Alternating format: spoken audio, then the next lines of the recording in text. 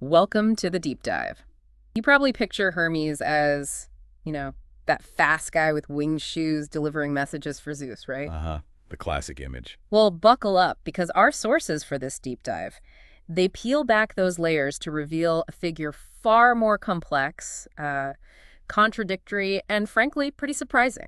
More than the standard mythology textbook often lets on. Absolutely. We've pulled together some really rich material here. We've got detailed insights from Wikipedia entries on Hermes and Hercules, plus a reference point around this idea of a clash of wits and brawn. Right, though the sources don't actually give us a clash story between them, do they? No, not really, but they do offer these distinct lenses, different ways to view how these ancient figures sort of live on in our understanding today. Okay, so our mission for this deep dive is to take this material and really explore the multifaceted nature of Hermes. Yeah, dig into all those different sides. We're going to trace his many roles, unpack his iconic symbols, and follow how his figure has evolved through history and culture, absorbing and adapting along the way. And we'll use that bit on Hercules in art as a kind of counterpoint. Exactly. Just to show a different way classical legacies are explored today, based only on what these sources tell us.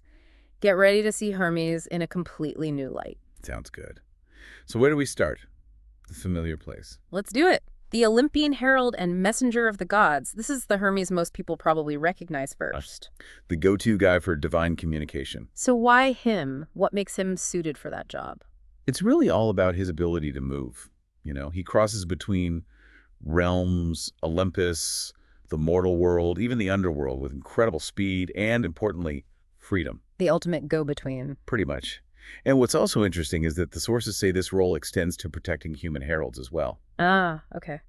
And speaking of crossing boundaries, the sources really emphasize his function as a psychopomp. That sounds important. Yes, it's a crucial aspect and, yeah, often overlooked. Psychopomp basically means soul guide. Soul guide. Uh-huh. He's the one who leads the souls of the deceased down to the afterlife. So his messenger role isn't just about, divine memos. Right. It literally spans the boundary between life and death. It's a much heavier job than just, delivering mail. Definitely puts a different spin on it. Okay, let's talk about the look, the iconography. What are the symbols that immediately tell us we're looking at Hermes? Well, the most iconic has to be the caduceus, the staff. The winged staff with the snakes. That's the one. Often winged with two snakes intertwined around it. And there's a kind of surprising detail about those snakes in one of the sources, isn't there? Something a bit unexpected. Oh, yeah. The Roman copy known as Hermes Ingenui, which a source mentions, actually depicts the snakes Wow. copulating. Wow. Okay. Yeah. It's a detail that adds this layer of maybe natural power or fertility symbolism that isn't always front and center in the usual depictions. Definitely more than just a stick then. Did it have specific powers mentioned in the sources? Oh, yes, absolutely. The sources say it could make people fall asleep or wake them up. It had the power to make peace between people in conflict, like litigants. Interesting. And it served as a scepter, a sign of his authority. What's fascinating is how much later, after the Renaissance, this symbol became primarily associated with commerce. Which brings us to something we should probably clarify because it gets mixed up all the time. The medicine thing, yeah. The caduceus has two snakes, but the symbol people often see for medicine, the rod of Asclepius, that only has one snake. Right, a really important distinction.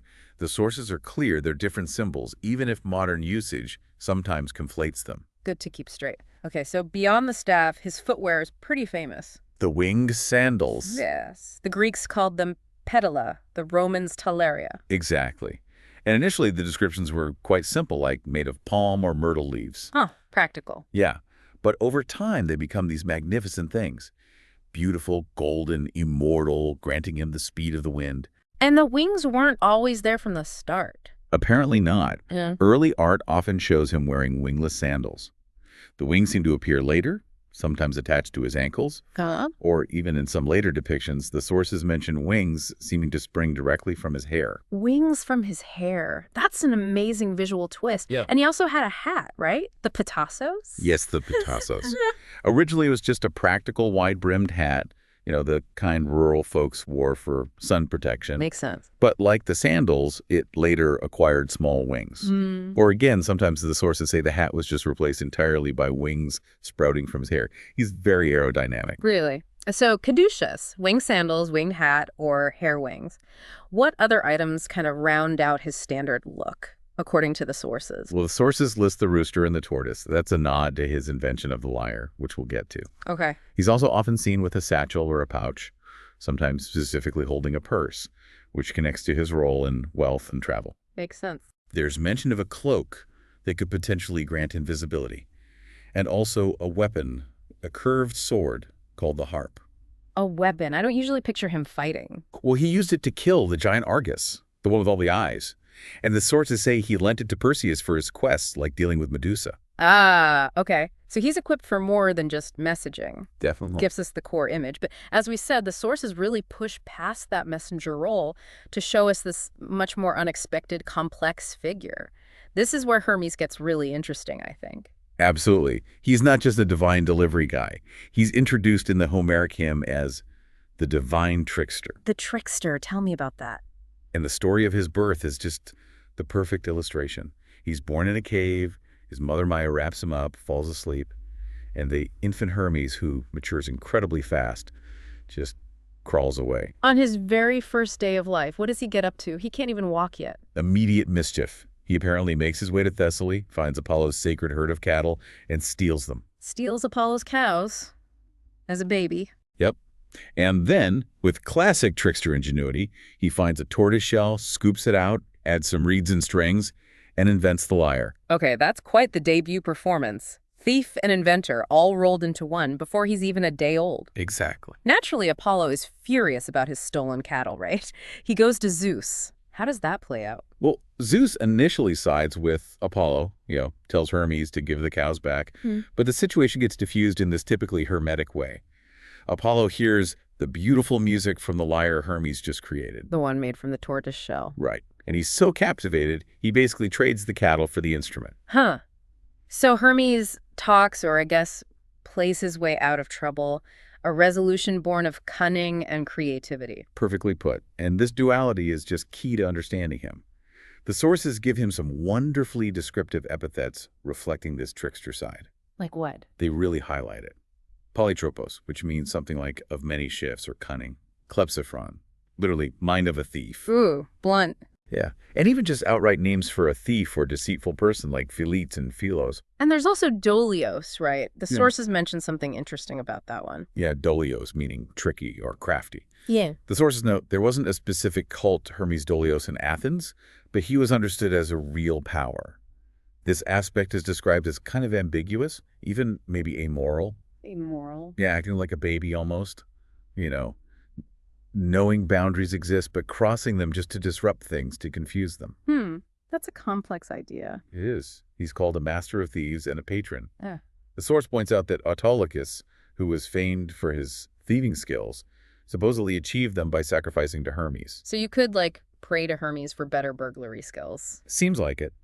And Hesiod, in his account of Pandora, says Hermes gave her crafty words and a dubious character, part of the package. So he's associated not just with actual theft, but with deception, persuasive rhetoric, maybe operating in the shadows. Exactly. The sources mention his mastery of rhetorical persuasion and special pleading, and often operating nocturnally. Aeschylus even mentions Hermes helping Orestes with stratagems. Clever plans. Right. And paradoxically, Aeschylus also says he's the god who helps people find lost or stolen items. Wait, the god of thieves helps you find stolen stuff. That's Hermes in a nutshell, isn't it? It really is. That paradox is essential. The Jungian perspective mentioned in the source adds a fascinating layer here, suggesting that perhaps symbolically anything Hermes steals, he later sacrifices to the gods, implying some kind of transformation or higher purpose behind the taking. Interesting. Okay, so moving from trickery, the sources also emphasize his strong connection to the underworld and boundaries. A bit darker. Yes, a really significant clonic aspect, right from his earliest understanding, that psychopomp role we mentioned, guiding souls. Right, the soul guide. That directly ties him to the boundary between life and death. It's why his image is found so often on gravestones in classical Greece. Makes sense. And his role as god of boundaries goes beyond just death, doesn't it? Absolutely. He's the god of roads, crossroads, borders, basically any transition point. Which brings us to the Herma.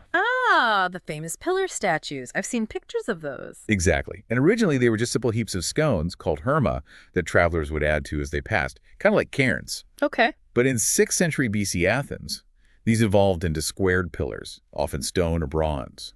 They were topped with a bust of Hermes, often a bearded, older Hermes, which contrasts with the youthful image we sometimes see, Interesting. and prominently featuring an erect phallus, usually at the base or midway point. A phallus right out there in public. Yep, very prominently displayed.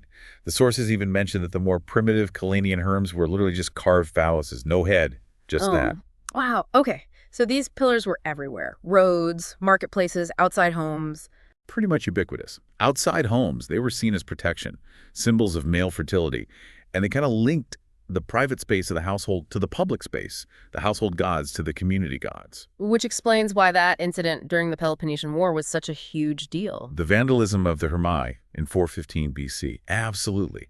Right before the big military expedition to Sicily, suddenly most of these statues all over Athens were mutilated overnight, the faces damaged, the phalluses knocked off. It must have caused mass panic. Total shock and scandal. It was seen as a terrible omen, a sacrilegious attack on the city's very fabric and its religious security. And suspicion fell on Alcibiades, the general. Among others, yes. And it became one of the issues later used against Socrates, too, the idea that he hadn't properly guided Alcibiades away from that kind of impiety. It really shows how deeply these boundary markers were embedded in the Athenian psyche. Definitely. So his role as mediator isn't just life, death, or divine mortal. No, it's also between the celestial and chthonic realms. He facilitates that interaction. You see him depicted on vessels used for libations, pouring offerings. And he had epithets reflecting this. Lots of them. Chthonius, linked to underworld sacrifices at certain festivals. Pompos or Pompeios, meaning conductor or guide, especially regarding the underworld. And titles like Propylaeos, Polyos, or Strophius, basically meaning guardian of the gate or boundary. Guardian of the gate. Yeah. Fitting. And one source, Phlegon, said he was invoked to ward off ghosts. Yeah, protection from restless spirits. Seems appropriate for a soul guide, doesn't it? It does.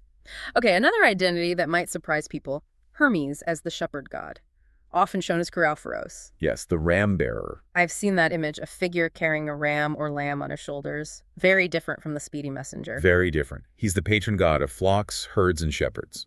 This aspect might connect to a scholarly theory we touched on, that he perhaps originated as an aspect of Pan, the pastoral god. Before Pan became his son in later myths. Exactly.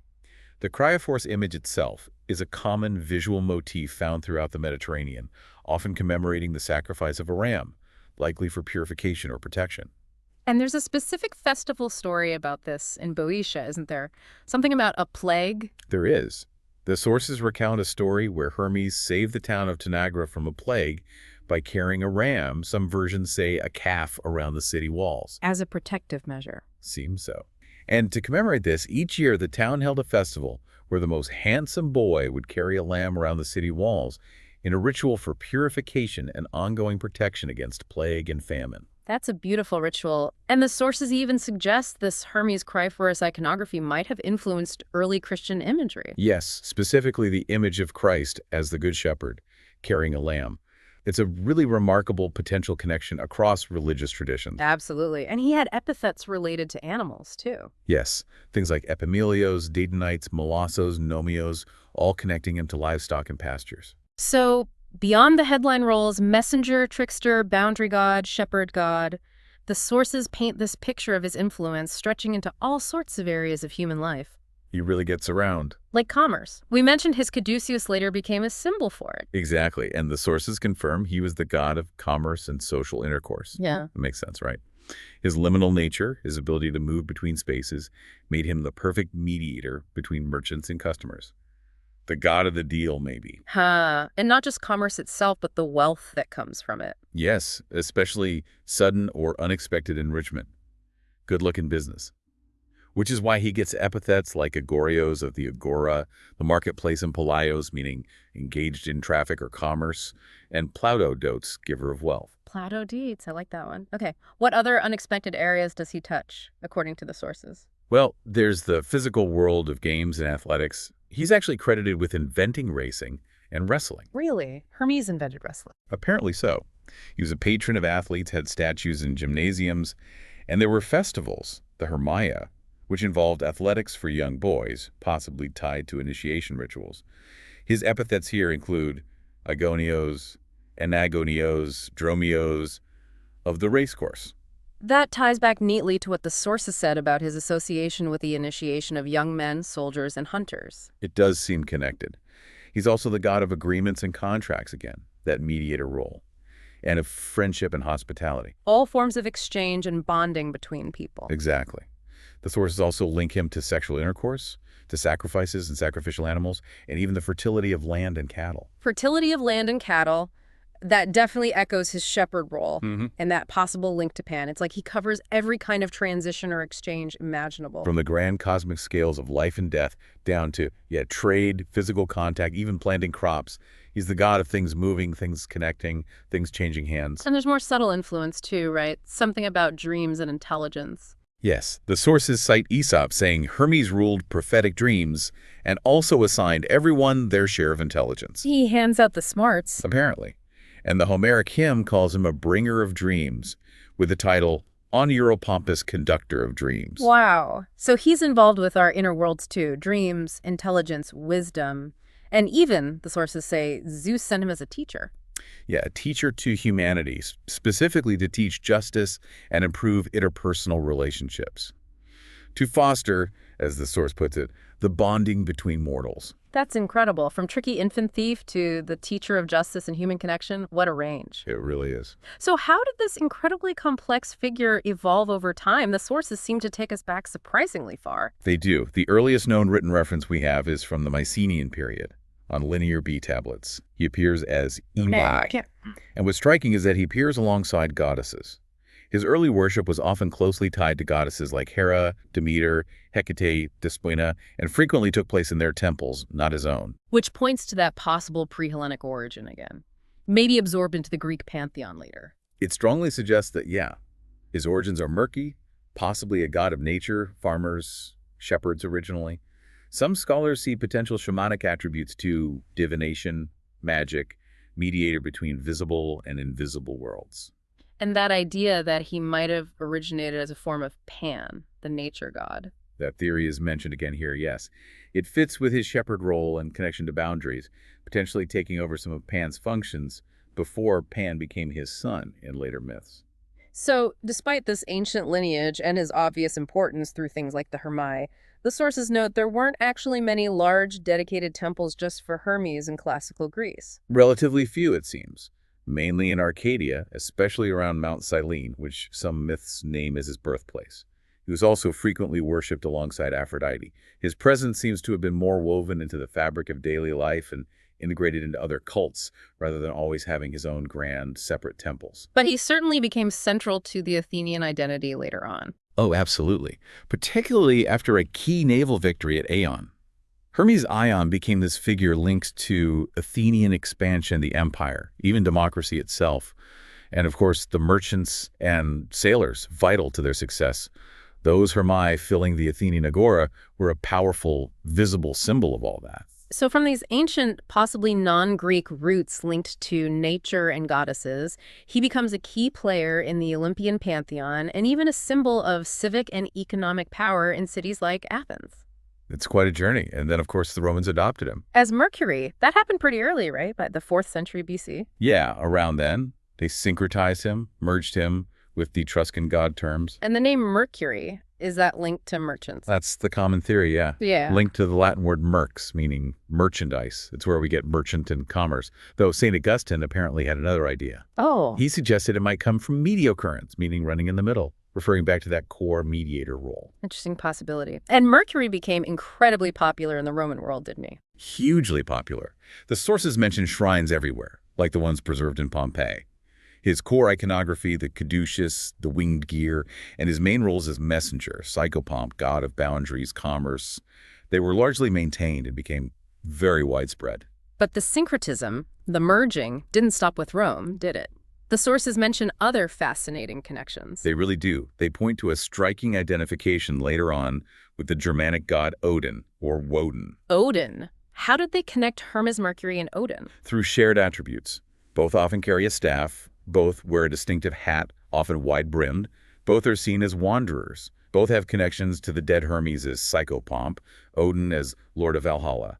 Both are known for eloquent speech and secret knowledge. That's a lot of overlap, actually. It is, and the source suggests this connection might have been influenced by even earlier Celtic associations with a figure sometimes called Celtic Mercurius. It seems Mercury was a very adaptable archetype. And then there's the visual syncretism, the blending we see in Hermanubis. Ah, yes, Hermanubis. That's where Hermes merges with the Egyptian god Anubis. The jackal-headed god. Exactly. The connection there is pretty clear.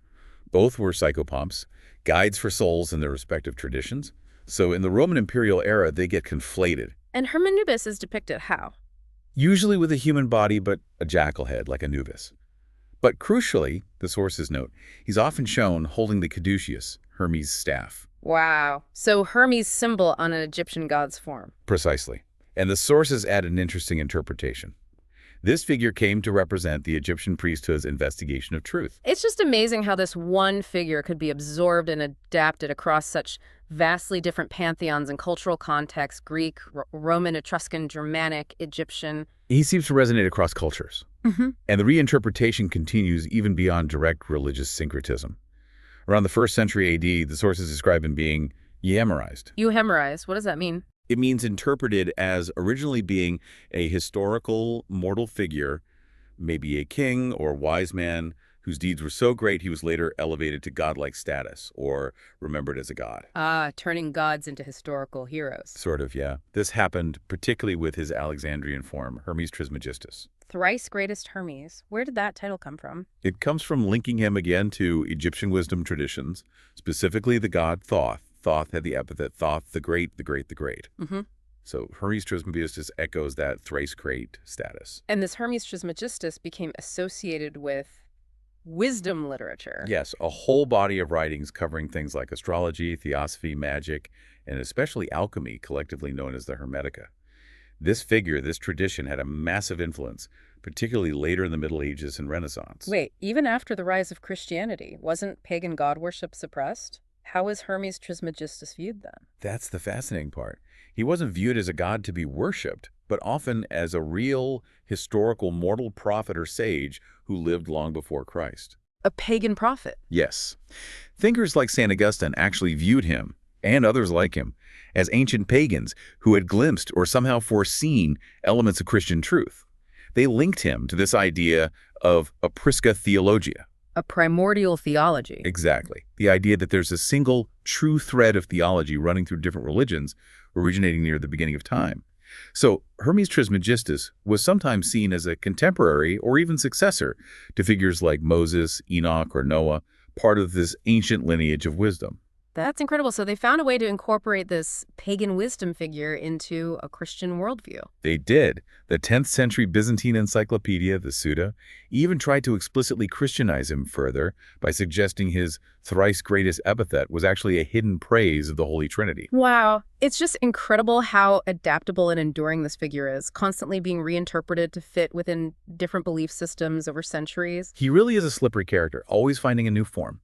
And bringing it closer to our time, the sources also touch on Carl Jung's psychological interpretation of Hermes. Ah, mythology through the lens of the psyche. How did Jung see Hermes? Well, Jung looked at Hermes as the messenger between realms, the guide to the underworld, and saw him as a powerful archetype of the unconscious mind. Okay. He saw Hermes as a mediator between the conscious and unconscious parts of our psyche, the figure who guides us on inner journeys, helps us retrieve things from the depths. He viewed the Egyptian Thoth as a kind of counterpart to this archetypal function. So Hermes is a symbol for exploring our own inner landscape, for communication within ourselves. Precisely.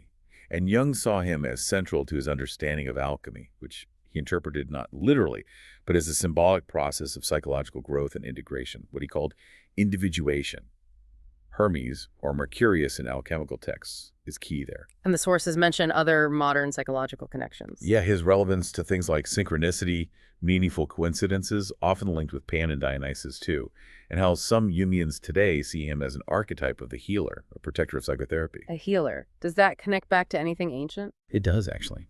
The sources note that even some ancient Greeks saw a kind of healing magic associated with Hermes. So this modern view draws on that ancient current, seeing him as a god of the healing arts in a psychological sense. Though the sources also mention a flip side, a Jungian view linking him to narcissism. Yes, linking him to the archetype for narcissistic disorder, containing both the positive, potentially beneficial aspects like charm, cleverness, adaptability, and the negative, more destructive sides. That duality, again, it never leaves him. It really underscores his complexity, doesn't it? And how his ancient, multifaceted nature still offers this rich symbolic resonance for modern psychological exploration. As the sources quote D.L. Merritt, he's an archetypal figure, a potential in every human psyche. Yeah, very much alive in that sense. Okay, now, just to briefly use our other source as a point of contrast, let's look at Hercules, specifically how his legacy is approached in art, just to see a different way classical figures are engaged with today. Right. The Hercules source focuses particularly on how he's identified visually, especially in Roman and Renaissance art. You know, the obvious symbols, the lion skin he wears, the gnarled club. The attributes of his strength. Exactly. And the source notes his skin is often depicted as tanned or bronze in mosaics. It really emphasizes his physical attributes, his strength, his brawn. His identity is tied up in that physical power. So, a legacy defined very much by physical prowess and a pretty clear visual code. That's the traditional view presented. The source then jumps forward to 20th century art, mentioning artists like Jeff Koons and Matthew Derbyshire who reinterpret Hercules for new audiences. Okay, bringing him into the modern day? Yes, but the source adds a specific critical perspective here. It notes that Koons's and Derbyshire's use of deliberately white materials like plaster or marble-like synthetics has been interpreted by some critics as perpetuating colorism. Colorism, in relation to classical art. Yeah, the idea that emphasizing whiteness in depicting classical figures ignores or downplays the diversity of the ancient Mediterranean world and reinforces later, often biased assumptions about what classical looks like. The source suggests the materials themselves carry this potential baggage. That's a really fascinating point from the source material, how the very medium used can be part of the interpretation and critique. Exactly. And the source then points to Robert Mapplethorpe's photographic work, specifically mentioning his portraits featuring the black model, Derek Cross, posed as classical figures. Okay. And suggests this is seen by some as a direct reaction to that neoclassical visual tradition, a way of pushing back against the default portrayal of figures like Hercules as exclusively white. Right. So if we connect this back to Hermes, our deep dive showed Hermes' legacy evolving primarily through his changing roles, his syncretism with other gods across cultures, his transformation into a wisdom figure like Trismegistus, and his interpretation as a psychological archetype. It's about function, meaning, belief systems. While the Hercules example, as presented in this particular source, highlights how his legacy is engaged in modern art, more by specifically challenging established visual representations and questioning their potential social or historical implications, like this issue of colorism. It's a really compelling contrast. Both figures endure, obviously, but their later lives and culture are explored and debated in quite different ways here. One through evolving functions and symbolic meaning across different belief systems and psychology. And the other, in this specific artistic context, highlighted by the source, through a critical engagement with visual history, representation, and identity politics in art. It just shows how potent and adaptable these classical figures remain, sparking different kinds of conversations. Absolutely. They offer endless avenues for reinterpretation. Yeah. Okay, let's try and bring this deep dive into Hermes together. We started with the familiar image, the speedy messenger most people know. Right, and we journeyed into these incredible hidden depths. The divine trickster and master thief, the ancient guide to the underworld and god of all boundaries, the patron of shepherds and commerce, the deity of sudden wealth and subtle wisdom. We saw how he traveled through history, from those potential pre-Greek roots, through his adoption as the hugely popular Roman Mercury, his surprising syncretism with figures like Odin and Anubis, His elevation to the wisdom figure, Hermes Trismegistus, influencing alchemy and even being viewed as a kind of prophet within different frameworks. and how his complex, often contradictory nature makes him such a powerful archetype for understanding the unconscious mind and navigating inner journeys in modern psychological thought. Yeah, we covered a lot of ground. And let's reiterate that fascinating core. He is the god of boundaries, yet he's the one who constantly crosses them. He's the protector and the thief, the mediator and the trickster. He embodies the threshold. So what does all this mean for you listening to this? Why should you care about this ancient slippery god? Well, I think understanding Hermes gives us a really valuable lens, a way to see how ancient cultures grappled with personifying complex, often ambiguous concepts, things like transition, communication on every level, borders, and all those gray areas of life. Yeah, like the fine line between cleverness and deceit, or how sudden success or wealth actually happens, or how different worlds connect. Exactly. And his roles feel incredibly relevant today, don't they? In our modern world of just constant information flow, rapid change, navigating all sorts of transitions, digital, social, personal. He feels like a figure for our time, in a way. He really does. He is a figure who bridges divides, helps us see the connections, whether that's between different realms, conflicting ideas, or even the hidden parts of our own minds. He represents that vital fluidity, that ability to move between things. This has been a real journey into the unexpected heart of Hermes. Thank you for joining us on this deep dive. Yeah, it's been truly fascinating to move beyond just the surface image and uncover all these surprising layers of this ancient, enduring figure. Definitely. And maybe, as you think about all this, perhaps consider Hermes as the ultimate symbol of transition itself, not just between physical places like Olympus and Earth, or defined roles like messenger and thief. But maybe even the transition of knowledge and belief itself across time and cultures, like we saw with his syncretism, becoming Mercury, Hermanubis, Trismegistus, being seen as a prophet. Exactly. So a final thought from the sources to leave you with. What boundaries in your world, in your life, feel like they need navigating, understanding, or maybe even creatively disrupted in a truly hermetic way?